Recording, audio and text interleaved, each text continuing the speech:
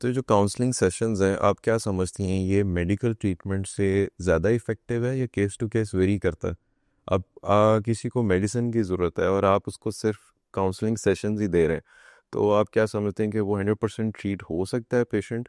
या अगर किसी को काउंसलिंग की ज़रूरत है और वो सिंपली उससे ट्रीट हो सकता है, तो हम उसको अगर मेडिकल ट्रीटमेंट, जो कि आई थिंक दैट उसके साइड इफ़ेक्ट्स भी बहुत ज़्यादा होते हैं, हम्म। तो हम उसको एक इनिशियल स्टेज पे अगर काउंसलिंग के साथ किसी को ट्रीट कर सकते हैं, तो हम उसको लेके चले जाएं मेडिकल ट्रीटमेंट पे और दवाइयों पे, तो वो उसके लिए एक एक्स्ट्रा और एग्रेसिव ट्रीटमेंट अप्रोच नहीं है। That is the whole point. ऐसा होता है, और इवन के साइकाट्रिस्ट के पास जब आप जाते हो, दे शुड टेल यू कि आपका मसला इतना स्वेयर नहीं है, आप साइकोलॉजिस्ट के पास जाओ।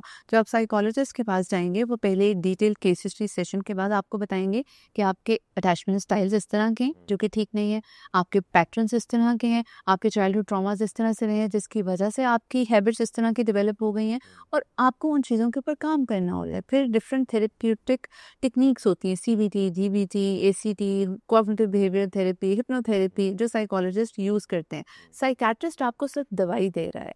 अब आप किसी के पास जाते हो और आप अपना मसला बता रहे हो, आप अपने पैटर्न्स चेंज करके उसको ठीक कर सकते हो। दवाई लेके उस सिचुएशन के अगेंस्ट नम हो जाना, that is not the solution. आपका अनकॉन्शियस माइंड आपको कोई नेगेटिव थॉट दे रहा है, सबकॉन्शियस माइंड को, कॉन्शियस माइंड को। हमारे पास अल्लाह ने इतनी एबिलिटी दी है कि हम अपनी सोचों को कंट्रोल करके अपनी मेंटल स्टेट को बेहतर तरीके से लेके जा सकें। हमने अपने आप से वो रिस्पॉन्सिबिलिटी ले ली अपने माइंड से, और हमने दवाई को वो रिस्पॉन्सिबिलिटी दे दी